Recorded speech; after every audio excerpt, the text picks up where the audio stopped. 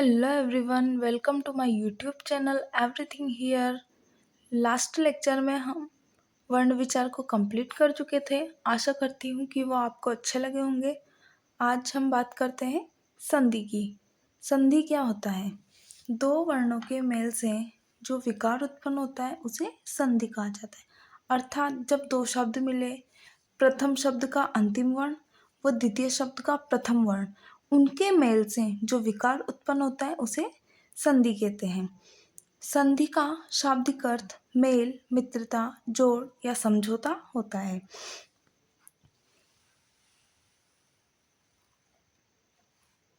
यहाँ हम देखते हैं, जैसे हमने कोई वर्ण लिया, उसका जैसे कि हमने कोई शब्द लिया तो उसका प्रथम शब्द और प्रथम शब्द का अंतिम वर्ण तथा द्वितीय शब्द का प्रथम वर्ण, ये लेने पर तथा इन दोनों का मेल करने पर इनमें जो परिवर्तन आया या जो विकार उत्पन्न हुआ उसे संधि कहा गया।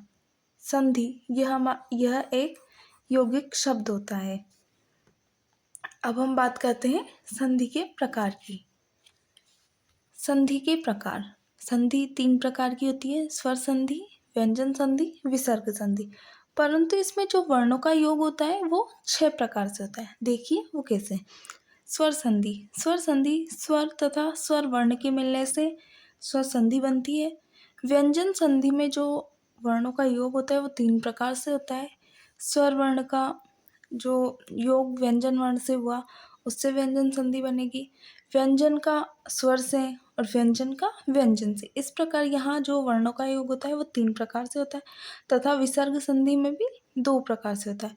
विसर्ग के बाद स्वर आए या फिर विसर्ग के बाद व्यंजन आए, दोनों में ही चाहे स्वर हो चाहे व्यंजन हो, विसर्ग संधि होती है। अब हम बात करते हैं स्वर संधि की। दो स्वरों के मेल से जो विकार उत्पन्न होता है उसे स्वर संधि कहते हैं। यानी कि दो स्वर, यानी कि कोई शब्द है हमारे पास, तो उसका जो अंतिम वर्ण है वो स्वर हो तथा जो दूसरा शब्द है उसका जो प्रथम वर्ण हो वो भी स्वर हो, तो इस प्रकार से जो संधि होती है उसे स्वर संधि कहा जाता है। उदाहरण के लिए हम देखते हैं राजेश। जैसे राजेश में राजा धन ईश, यहाँ भी आ स्वर और यहाँ ई स्वर, इससे जो मिलकर बना राजेश, वो हमारी एक स्वर संधि है।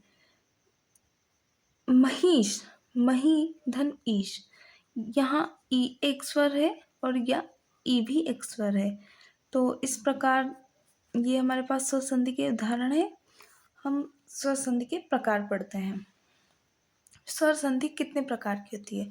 स्वर संधि 5 प्रकार की होती है: दीर्घ स्वर संधि, गुण स्वर संधि, वृद्धि स्वर संधि, यण स्वर संधि और अयादि स्वर संधि।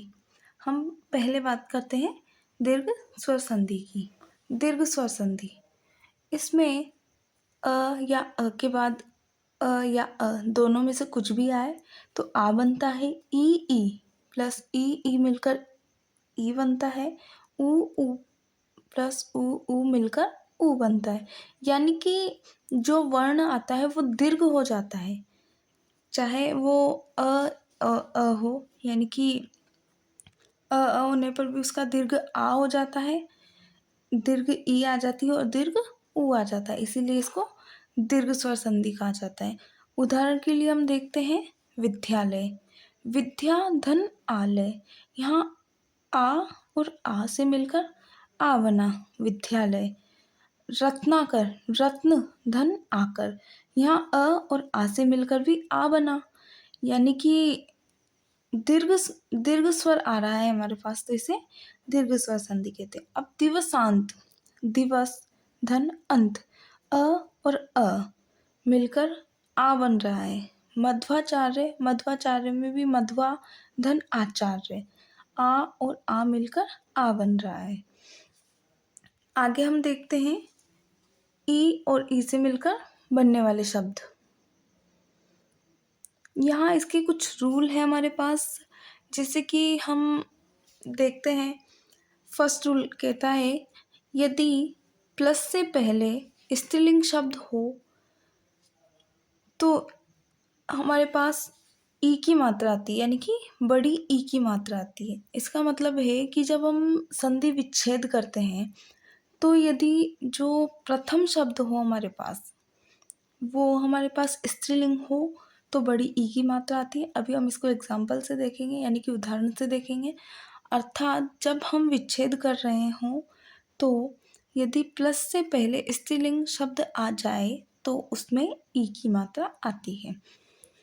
द्वितीय जो हमारे पास रूल है, यदि शब्द पुल्लिंग या उपसर्ग युक्त हो, तो ई की मात्रा, यानी कि छोटी ई की मात्रा आती है विच्छेद करते समय।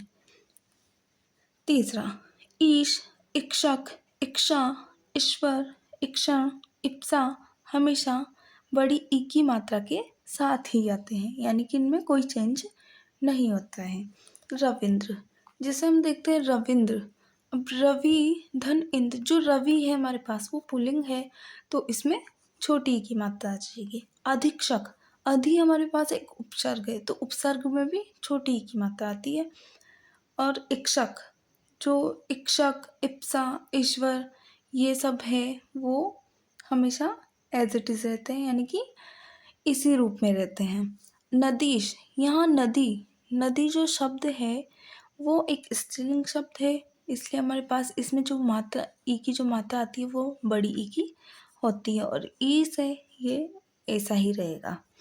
श्रीश, श्री का मतलब ये एक स्त्रीलिंग शब्द है, और ईश तो स्त्रीलिंग है, इसलिए इस बड़ी ई की मात्रा, और ये ईश, ईश तो जो शब्द है इक्षक, इप्सा, इक्षक ये सब सेम रहते हैं। अभिप्सा, अभी, अभी हमारे पास एक उपसर्ग है, तो इसमें छोटी ई की मात्रा प्लस इप्सा। देवी, देवी स्त्रीलिंग शब्द है, तो इसमें बड़ी ई की मात्रा होगी धन इच्छा।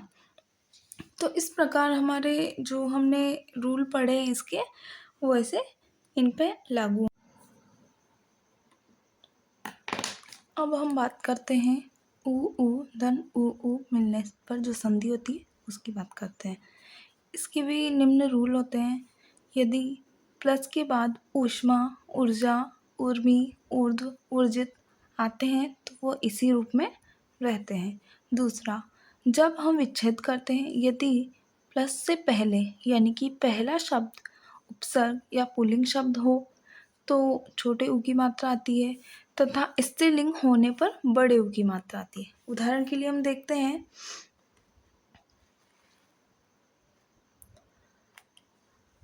विधुदय, विधु मतलब होता है चंद्रमा, धन उदय, तो ये जो चंद्रमा है हमारे पास एक पुल्लिंग शब्द होता है, तो इसमें छोटे ऊ की मात्रा आ जाएगी। वधुल्लास, वधु, वधु एक स्त्रीलिंग शब्द है, तो इसमें बड़ी ऊ की मात्रा लग जाएगी, और उल्लास।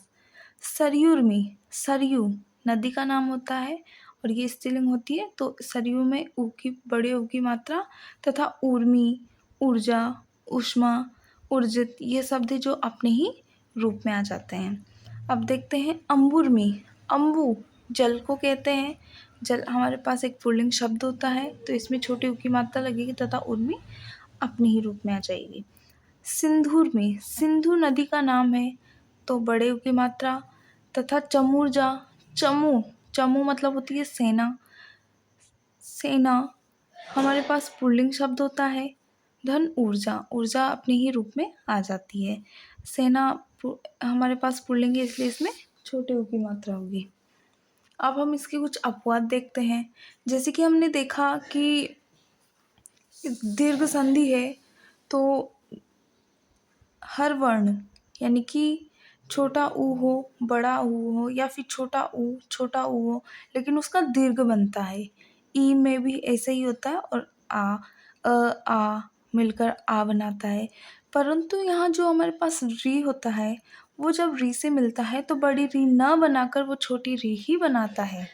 जैसे कि मातृ ऋण है, तो इसका मातृण, पितृण का होता है पितृधन, ऋण का होता है पितृण, मातृधनकार, मातृकार, पितृधनकार, पितृकार। वैसे जो बड़ी री होती है उसको इस प्रकार से लिखा जाता है। परंतु यहाँ पर जो हम ये जो री बनता है वो छोटा री ही बनता है। इसके बाद आपकी प्रैक्टिस के लिए यहाँ कुछ एग्जाम्पल्स दिए गए हैं।